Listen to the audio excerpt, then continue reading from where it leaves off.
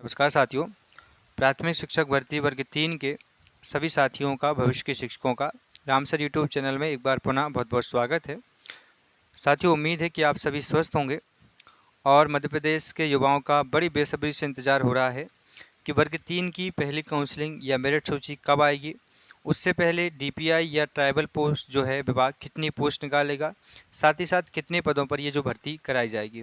और उसी के बीच में जो ये खबर आई हुई है, इससे लेकर के हम सब बहुत परेशान भी हैं, क्योंकि ये बार बार हमारे बीच आती है। दैनिक भास्कर से लेकर सभी न्यूज़ अखबार पेपर ये निकाल रहे हैं, तो इन सभी को लेकर के हम विस्तृत चर्चा करेंगे। और साथ ही साथ दोस्तों, आप सभी को जैसा कि पता है कि हमारी दो बड़ी मुहिम थी, जिसमें पहला हमने ट्विटर अभियान चलाया, दूसरा हमारा सबसे बड़ा मुहिम ये थी कि हमने भोपाल में बड़ा आंदोलन किया। तो ट्विटर अभियान में हमने सफलता प्राप्त की, जो कि मैं आपको पहले से लगा था कि हैशटैग यदि हमारा इंग्लिश में रहेगा तो हम सफल होंगे, और हमने वो भी किया, तो उसमें हमारा सरकार तक मांग पहुंची। दूसरा, मैं आपको पहले से लगा था कि भोपाल में 5 सितंबर को आंदोलन होगा, जिसको मैं पिछले अगस्त से शुरुआत में बता चुका था। हालांकि मैं दोस्तों भोपाल इसलिए नहीं पहुंच पाया क्योंकि हमारे परिवार में कुछ स्वास्थ्य की समस्या हो चुकी थी, जिसके चलते मैं योग्य वहां पर नहीं पहुंच पाया था, क्योंकि यहां पर मुझे कंपलसरी रुकना था। और ऐसा होता नहीं कि मैं आप लोगों के आंदोलन में नहीं पहुँच पाता। मैंने वर्ग 1 और वर्ग 2 में बहुत सारे आंदोलन करवाए हैं, भोपाल में, चाहे ग्वालियर या इंदौर में, तो यहाँ पर बिल्कुल सफल हुए हैं। अब क्या आगे की रणनीति है, इस पर हम चर्चा करते हैं। उससे पहले दोस्तों, आप में से मेरे साथी जो अनअकैडमी पर एमपीपीएससी की तैयारी कर रहे हैं, उनके लिए अच्छी खबर है। और जो लोग एमपीपीएससी की तैयारी करना चाहते हैं, आप सभी के लिए दोस्तों यहाँ एमपीपीएससी के लिए 20% ऑफ अभी फ़िलहाल चल रहा है। लिमिटेड ऑफ़र रहेगा। आपको यहाँ पर कूपन कोड यूज करना पड़ेगा राम सर, जिसको आपको यहाँ पर जो है 20% का ऑफ़ यहाँ पर मिल जाएगा।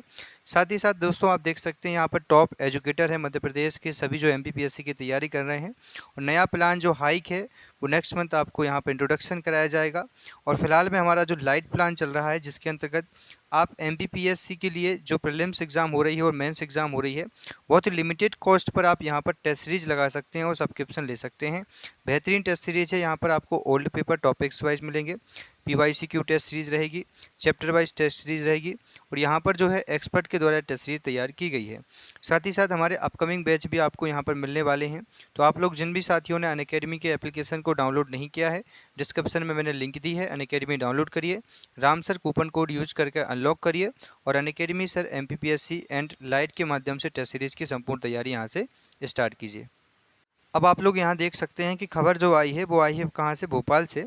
और इन्होंने कहा है कि मध्य प्रदेश में 7,429 प्राथमिक शिक्षकों की भर्ती की जो प्रक्रिया है वो चालू हो चुकी है। साथ ही इन्होंने लिखा है कि सीएम राज्य स्कूलों में 2,40,818 विद्यार्थियों का नामांकन राज्य शासन की उपलब्धि में यहाँ पर कराया गया है। चूँकि ये जो है कल से परसों के बीच में खबर आई है, इसीलिए इसमें से ज़्यादा शेयर किया जा रहा है। और काफ़ी विद्यार्थियों ने ये मुझे भी भेजा है कि सर, पिछले वीडियो में तो आप बता ही चुके हैं कि सर ये जो है सीएम राज्य स्कूलों के लिए है, तो क्या ये जो है, क्योंकि इसमें कहीं ना कहीं अभी हमारे पास जो न्यूज़ आई थी उसमें शिक्षा मंत्री जी ने भी यही कहा था, और उनका बयान भी यही आया था कि हम प्राथमिक शिक्षकों के लिए जल्दी भर्ती प्रक्रिया को आयोजित कर रहे हैं, जिसमें उन्होंने ये कहा था कि हमने पदों की घन संख्या जो थी वो घोषित कर चुके हैं। और ये कब का बयान था, वो एक दिन बाद का बयान था उनका। तो यहाँ पर मैं आपको जानकारी के लिए देखो बता देता हूँ दोस्तों, कि फ़िलहाल हमारे पास में जो डाटा प्राप्त हुआ है वो ऑफिशियली नहीं है। कहीं ना कहीं शिक्षा मंत्री या मुख्यमंत्री जी के द्वारा जो भाषण होते हैं या जो उनके बयान दिए जाते हैं, उस आधार पर ये 7,500 जो पोस्ट हैं वो डीपीआई या शिक्षा विभाग के लिए बात कर रहे हैं। ठीक है, तो अब यहाँ पर इस तरीके से आपको कहीं भी परेशान होने की आवश्यकता बिल्कुल भी नहीं है कि केवल और केवल 7,500 पदों पर ही भर्ती प्रक्रिया आयोजित की जाएगी। क्योंकि इससे पहले भी दैनिक भास्कर ने कई बार हमें 4,500, 5,000, 6,000, 10,000 इस तरीके की पदों की संख्या को बताया है, जो कि ऑफिशियली नहीं है या ऑफिशियली कंप्लीट नहीं है। तो इसीलिए यहाँ पर जो है फ़िलहाल हमारे पास जो न्यूज़ आई है उसमें ये कहा गया है, देख सकते हैं आप लोग, इन्होंने लिखा हुआ है सीएम राज स्कूलों के संचालकों, प्राचार्य और प्राचार्यों के प्रशिक्षण के साथ ही चयनित शिक्षकों, ध्यान रखिए, स्कूल लीडर्स का प्रभावी प्रशिक्षण दिया गया है। सीएम राज स्कूलों के सौंदर्यीकरण कक्षाओं को रुचिकर बनाने के लिए भी प्री थीम आधारित जो है पेंटिंग्स भी लगाई गई हैं। साथ ही स्कूलों का विजन, मिशन, वैल्यू बोर्ड लगाए गए हैं। तो यहाँ पर जो फोकस किया जा रहा है वो चयनित शिक्षकों को सीएम राज स्कूलों में रखने की बात की जा रही है, ना कि आप लोगों की नियुक्ति सीएम राज स्कूलों में की जाएगी। अब यहाँ पर दोस्तों देखा जाए तो अभी तक हमारे डीपीआई की अभय वर्मा जी का बयान और साथ ही साथ ट्राइबल की बातों को देखते हुए हम यहाँ पर ये कल्पना कर सकते हैं, यहाँ जो बात बताई गई है डाटा के हिसाब से, तो एक अभी बीच में खबर आई थी जिसमें उन्होंने कहा था कि हम 10,000 पदों पर, क्योंकि इनका मानना ये है कि देखो आपकी काउंसलिंग विषयवार तो नहीं की जाएगी, क्योंकि आपका न तो वर्ग 1 है ना वर्ग 2 है, ठीक है। वर्ग 1 डीपीआई, वर्ग 1 ट्राइबल, 2 हो गए। वर्ग 1 डीपीआई, वर्ग 2 ट्राइबल और वर्ग 2 डीपीआई। तो ऐसा यहाँ पर 4 से 5 शेड्यूल बने थे।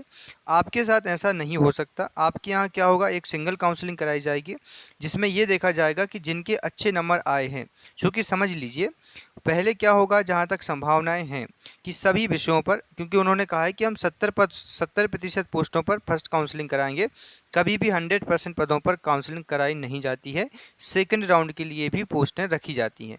तो 70% पोस्टों का मानना यह है कि समझिए जैसे 10,000 पोस्ट आती हैं जिसमें रोस्टर वो लगाएंगे, डीपीआई की पोस्ट की बात कर रहा हूँ। हो सकता है कि हमारी जो मांग है वो 52,000 की, एक अनुमानित मैं आंकड़ा आपको बता रहा हूँ जो हमारा बजट में स्वीकृत किया गया है, 11,500 का आंकड़ा। ये हमारा जनजाति विभाग का आंकड़ा है जो 2022-23 के बजट में रखा गया है। यदि भी जो है 12,000 काउंसलिंग में, तो 7 या 8,000 पदों पर काउंसलिंग कराए जाएंगे। 8,000 पे यदि काउंसलिंग कराई जाती है तो 27% आरक्षण आपको वैसे भी पता होगा कि यहाँ पर लगाया जाएगा। तो 27% ओबीसी आरक्षण जाएगा एंड 10% सवर्ण आरक्षण जाएगा, 14% एससी आरक्षण और 18% एसटी आरक्षण।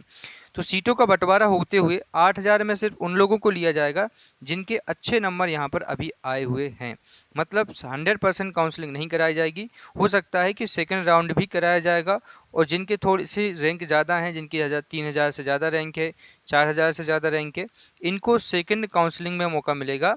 और हो सकता है कभी कि सेकेंड राउंड या फर्स्ट राउंड दोनों डीपीआई और ट्राइबल मिला के यदि ले रहे हैं तो ये सबको फ़ायदा मिलेगा, क्योंकि यदि डीपीआई भी इतनी पोस्ट निकाल देता है 10,000 या 15,000, तो दोनों की कम से कम 20,000 पदों पर काउंसलिंग कराई जाएगी।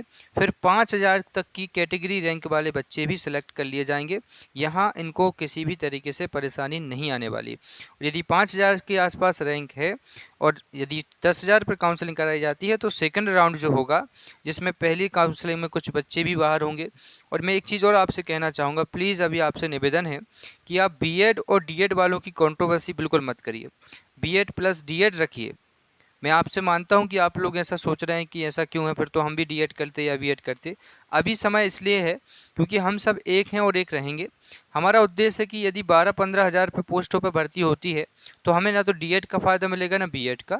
हमारा जो मांग है वो है 52,000 पदों पर भर्ती, इसलिए हम सब संगठित होकर 52,000 की मांग को आगे बढ़ाएं, ना कि आपस में ये कंट्रोवर्सी करें कि डीएड वालों को प्राथमिकता दी जाए, बीएड वालों को नहीं दी जाए। इसलिए संगठित रहें और सचेत रहें।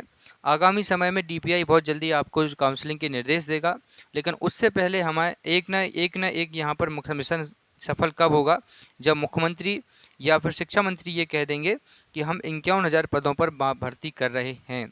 ठीक है, तो ये लगातार संघर्ष है जो आगे चलता रहेगा और हमें इस संघर्ष में सब साथ में हैं। फिलहाल इस वीडियो में इतना ही साथियों। जय हिंद, वंदे मातरम।